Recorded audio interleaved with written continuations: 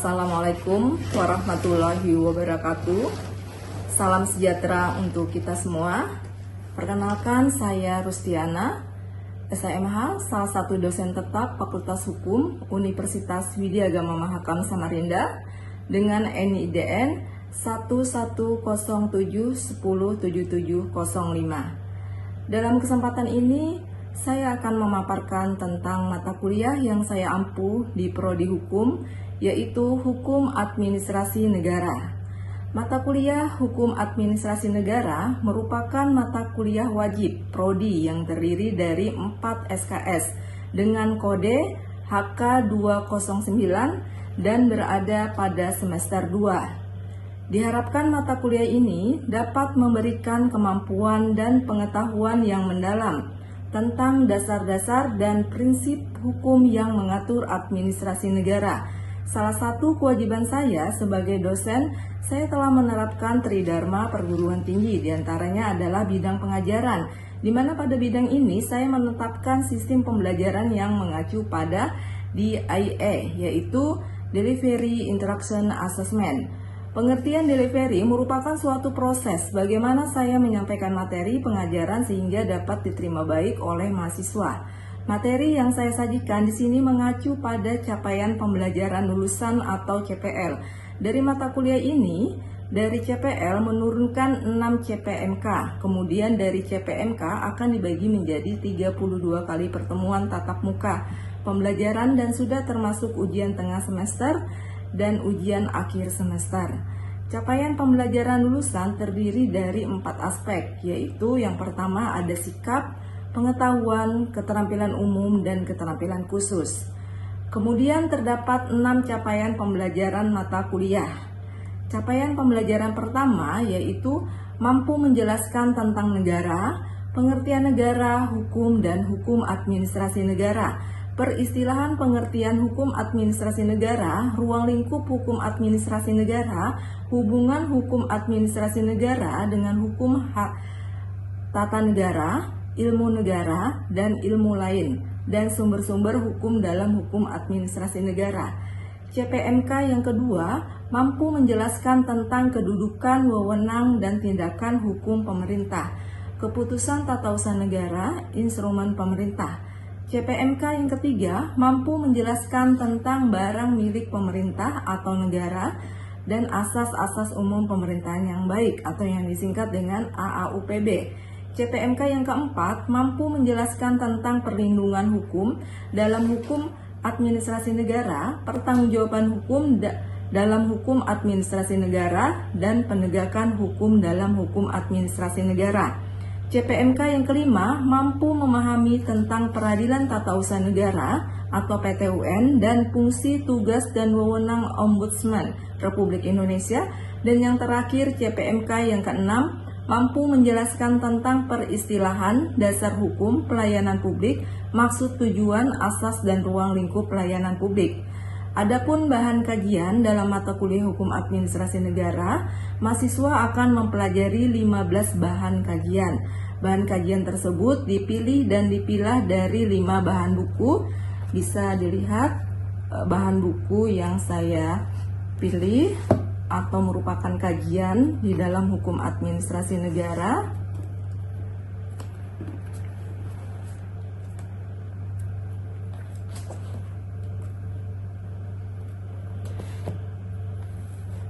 Ya, untuk mendukung kegiatan belajar, saya juga menggunakan beberapa referensi buku, baik itu bisa buku dari elektronik, jurnal yang terkait dengan hukum administrasi negara.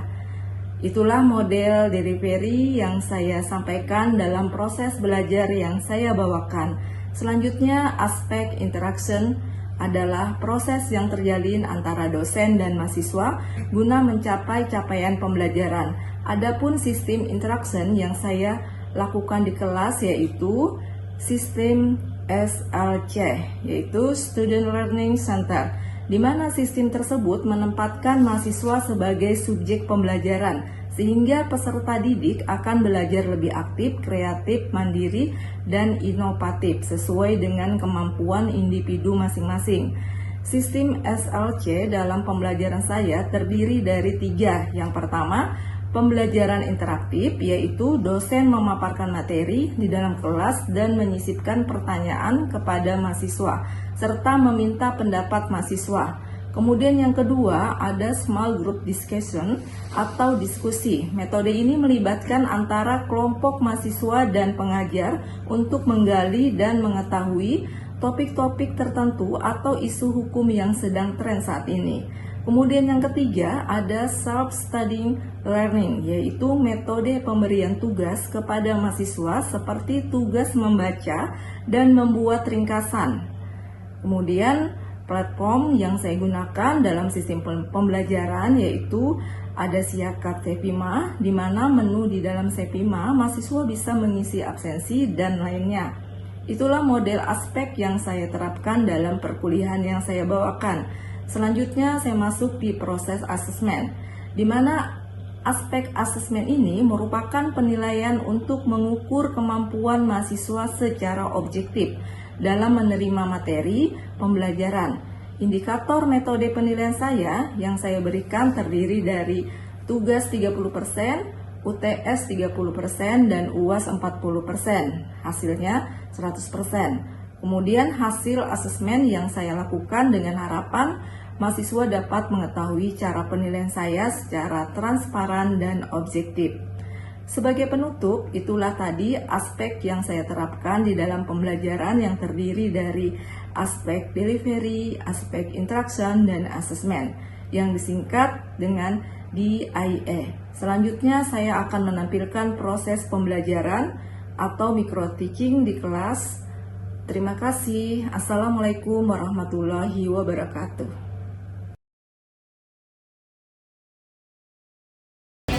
Assalamualaikum warahmatullahi wabarakatuh. Waalaikumsalam warahmatullahi wabarakatuh. Selamat siang dan salam sejahtera untuk kita semua.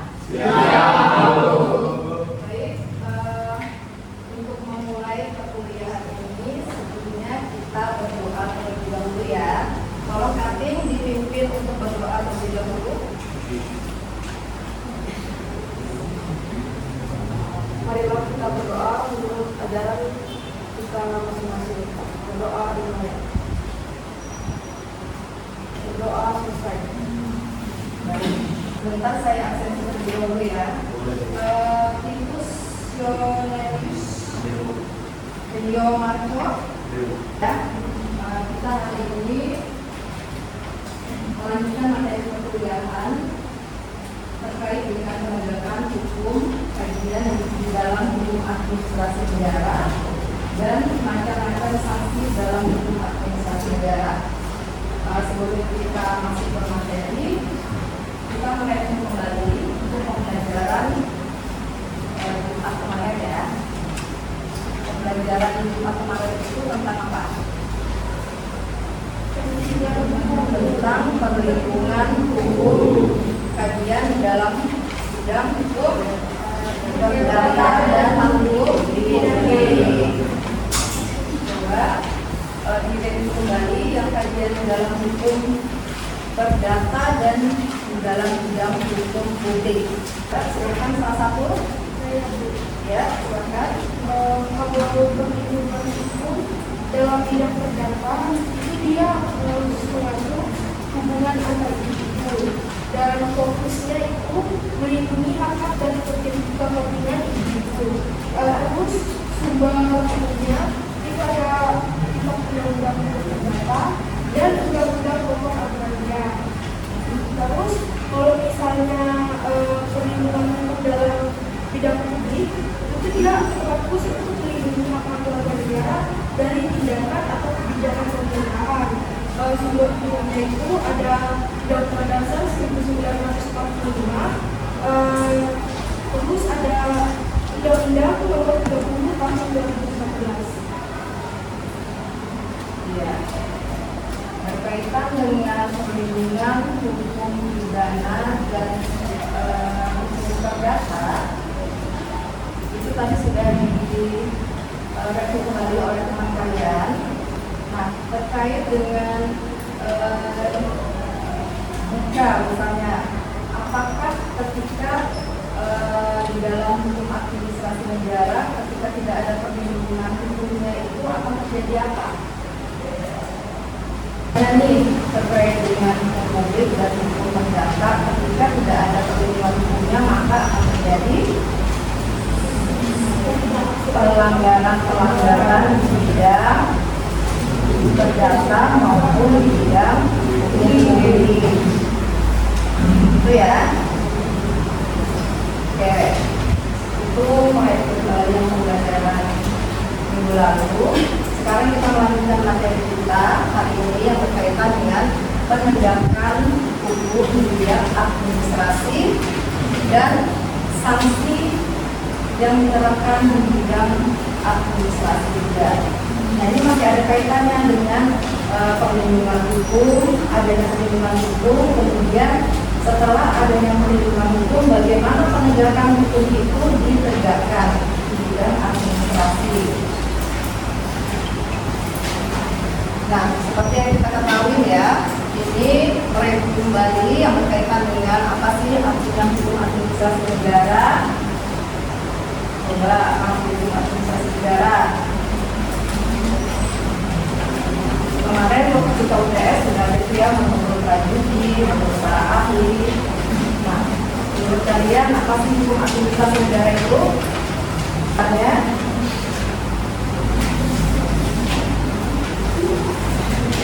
Ya.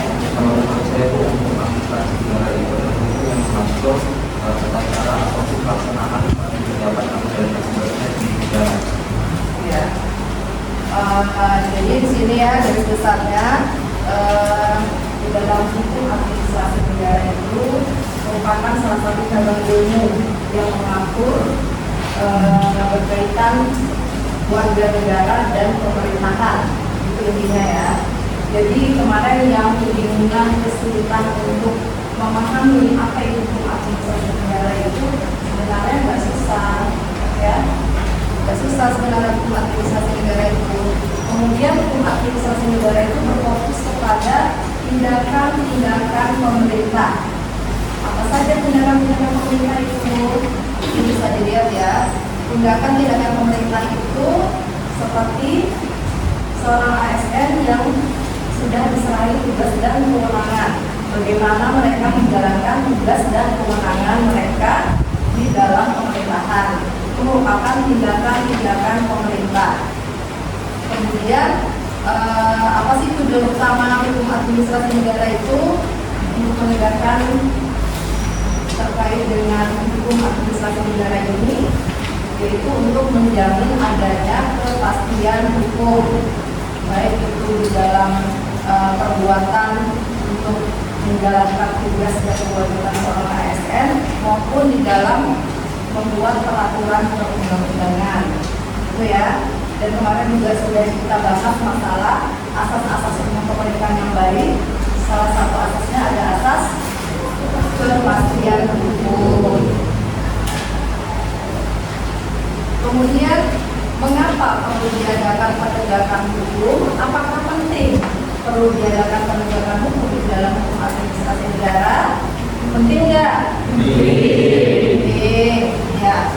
Salah satunya ini ada beberapa terkait dengan pentingnya penegakan hukum di dalam hukum administrasi negara, yaitu mewujudkan ketaatan hukum. Itu tentunya ya, seperti kita ketahui, ketika hukum itu sudah diatur, sudah dibuat, kemudian warga negara tidak mentaati, maka terjadi pelanggaran-pelanggaran hukum. Maka dari itu di sini penegakan hukum harus ditegakkan untuk warga negara di dalam mematuhi peraturan perundang-undangan administrasi. Kemudian yang kedua, untuk melindungi hak warga negara. Bagaimana melindungi hak warga negara? Ini terkait dengan penyalahgunaan kewenangan seorang pejabat administrasi negara ketika mereka melakukan tugas dan fungsinya. Nah, di sini makanya fungsinya penegakan hukum ini. Kemudian menciptakan tertib sosial di sini untuk menjaga keteraturan bermasyarakat bernegara melalui penerapan aturan administrasi. Kemudian menjamin akuntabilitas di sini untuk memastikan para pejabat di dalam berbuat atau melakukan tugas itu harus akuntabel atau transparan. Itu ya maksudnya. Kemudian di sini fokus penegakan hukum administrasi negara di sini fokusnya terkait dengan penerapan norma hukum, kemudian adanya pengawasan, penjatuhan sanksi dan penyelesaian sengketa. Nah, di dalam penerapan hukum norma hukum di sini harus memastikan bahwa norma yang terkandung di dalam peraturan perundang-undangan itu sudah berjalan atau sudah dilaksanakan dengan benar. Kemudian pengawasan ini biasanya dilakukan dimulai dari atasan langsung ya. Misalnya di suatu instansi yang melakukan kontrol pengawasan itu biasanya atasan langsung. Kemudian terkait dengan penjatuhan sanksi ketika ada pelanggaran itu juga konsekuensi hukum bagi pelanggaran norma-norma administrasi itu dijatuhkan sanksi itu nanti yang melakukan adalah badan atau pejabat di dalam instansi itu juga. Kemudian adanya penyelesaian sengketa di sini menyediakan tahapan-tahapan bagi warga negara ketika terjadi penyalahgunaan kewenangan atau terjadi sengketa. Itu fokusnya terkait dengan penegakan hukumnya.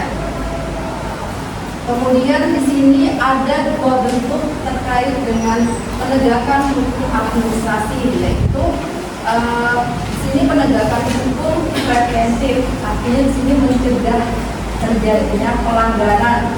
Jadi sebelum terjadi pelanggaran itu ada yang namanya penegakan hukum preventif, yang artinya berusaha mencegah sebelum terjadinya pelanggaran. Di sini contohnya bisa dilihat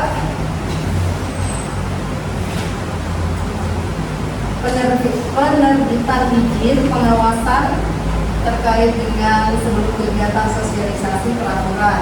Ini terkait dengan penegakan hukum preventif ini, ketika pemerintah mengeluarkan izin itu harus dilakukan pengawasan terlebih dahulu apakah izin ini sudah terbit atau belum ya. Kemudian ketika ada izin yang sudah terbit itu berarti ada tumpang tindih izin ya, maka akan bersengketa. Nah, ketika terjadi sengketa itu penyelesaiannya di mana? Pengadilan Tata Usaha Negara. Nah, kemudian terkait dengan penegakan hukum represif, ini bentuk ketiga yang kedua ya, dilakukan setelah terjadinya pelanggaran. Nah, ketika setelah terjadi pelanggaran, maka akan diberikan sanksi administratif. Jadi sama juga, ketika ada pelanggaran, maka gugatannya dilakukan di PT-UN. PT-UN di sini ada di dalam apa? Di Samarinda Seberang, Jalan Bung Tomo. Nah, kemudian ini ada beberapa sumber hukum administrasi negara. Di sini ada Undang-Undang Dasar 1945, kemudian Undang-Undang, Peraturan Pemerintah, Peraturan Presiden, Peraturan Daerah, Keputusan Pejabat, Administrasi, Jurisprudensi, dan Asas Pemerintahan yang baik. Ini merupakan sumber hukum administrasi negara. Ini yang digunakan ya. Nah, kemudian apa saja macam-macam sanksi dalam hukum administrasi negara? Di sini ada beberapa sanksi ya. Seperti yang kita lihat ini ada sanksi administratif. Di sini sanksi administratif ini merupakan alat hukum yang digunakan oleh pemerintah untuk mendorong ditaatinya norma-norma hukum. Jadi sanksi ini dijatuhkan oleh badan atau pejabat administrasi itu sendiri, bukan pengadilan. Jadi ketika ada pelanggaran di dalam suatu instansi, sebagai pemerintahan khusus administrasi yang menentukan sanksi itu adalah pejabat lingkup administrasi itu. Nah, kemudian jenis-jenis sanksi administratif di sini yang pertama ada paksaan pemerintah atau yang disebut dengan gestus uang. Kemudian ada uang paksa, uang som. Kemudian ada denda administratif dan penarikan kembali keputusan tata usaha negara atau pencabutan izin dispensasi. Pemberian sanksi oleh atasan, pengenaan sanksi lain yang diatur dalam peraturan perundang-undangan. Nah, jadi jenis-jenis sanksi ini disesuaikan dengan pelanggaran-pelanggaran yang telah dilakukan oleh seorang pejabat ya. Nah, ini contohnya misalnya paksaan pemerintah. Di sini tindakan nyata yang dilakukan oleh pemerintah ya untuk mengakhiri suatu keadaan yang bertentangan dengan hukum. Di sini contohnya seperti pembongkaran bangunan liar. Biasanya pembongkaran bangunan liar itu yang mengadakan razia pembongkaran bangunan liar itu bisa siapa? Satpol PP ya, benar. Kemudian uang paksa. Uang paksa ini kewajiban membayar sejumlah uang tertentu jika tidak mematuhi peraturan pemerintah. Jadi di sini bertujuan untuk memaksa seseorang untuk memberikan dan memberi berupa uang ini. Jadi di sini contohnya seperti denda harian yang tidak membersihkan limbah sesuai dengan batas waktu. Itu contohnya. Kemudian denda administratif. Di sini kewajiban membayar sejumlah uang karena melanggar ketentuan administratif. Di sini contohnya juga misalnya denda karena tidak memiliki unit usaha. Ini sering kita lihat ya atau kita dengar ketika seseorang berusaha atau mempunyai usaha tetapi tidak mempunyai izin. Nah, itu dikenakan denda juga. Sering ya kita dengar ini ya. Kemudian denda pelanggaran lalu lintas. Itu sering. Siapa yang pernah didenda pada waktu melanggar lalu lintas? Ada? Ada. Oke. Kemudian penarikan kembali keputusan tata usaha negara. Ini contohnya seperti ketika ada keputusan yang telah dikeluarkan oleh pejabat administrasi ditarik kembali karena adanya pelanggaran atau tidak dipenuhi syarat. Salah satunya tadi penerbitan izin 2 kali atau tumpang tindih, maka itu dilakukan penarikan kembali keputusan tata usaha negara. Kemudian ada pencabutan izin membangun bangunan juga, merupakan contoh ya. Kemudian pemberian sanksi oleh atasan. Nah, ini dilakukan ketika seorang pejabat yang berwenang lebih tinggi kepada bawahannya yang melanggar ketentuan administratif. Dapat berupa teguran, penundaan, kenaikan pangkat dan penurunan jabatan, bahkan bisa diberhentikan oleh atasan. Nah, ini pemberian sanksi langsung oleh atasan. Kemudian pengenaan sanksi lain yang diatur dalam peraturan perundang-undangan. Di sini bentuk sanksi lain yang spesifik diatur dalam undang-undang. Contohnya di sini pembekuan kegiatan, penutupan sementara, larangan beroperasi. Nah, ini terkait dengan contohnya ini seperti izin-izin tambang yang sudah dibuka, kemudian dia melanggar atau dia tidak melakukan syarat-syarat yang sudah disyaratkan, itu bisa izinnya diberikan. Kemudian di sini ada perbandingan sanksi administratif dan sanksi pidana ya. Di sini perbedaannya di sini berkaitan dengan sanksi administratif dan sanksi pidana. Di sini tujuannya itu berbeda ya. Di sini sanksi administratif ini tujuannya untuk memaksa ketaatan terhadap norma administrasi. Sedangkan di dalam hukum pidana, sanksinya itu dia menghukum pelaku kejahatan dan menimbulkan efek jerah. Di sini ada perbedaannya ya. Kalau di sanksi pidana ini dia harus menimbulkan efek berat. Kemudian pihak yang menjatuhkan, kalau di sanksi administratif itu badan atau pejabat administrasi. Kemudian kalau di sanksi pidana adalah pengadilan melalui proses yang panjang, proses pidana ya. Kemudian terkait dengan prosesnya, di sini kalau di sanksi administratif cepat tidak membutuhkan proses peradilan yang panjang. Kalau di sanksi pidana melalui proses peradilan pidana yang formal. Kemudian di sanksi di sini ada paksaan pemerintah, uang paksa, denda, pencabutan izin. Sedangkan di pidana ada penjara, denda, kurungan, pidana mati. Kemudian fokusnya di dalam sanksi administratif ini dia berfokus kepada pelanggaran terhadap peraturan administratif. Sedangkan di pidana fokus kepada tindak pidana kejahatan. Ini yang jelas ya bedanya ya ini ya. Jadi kalian juga sudah belajar untuk pidana kan? Oke. Kemudian berkaitan dengan mekanisme pengawasan dan penegakan hukum. Nah ini tahapan-tahapan yang dilakukan untuk mengawasi atau melakukan penegakan ini.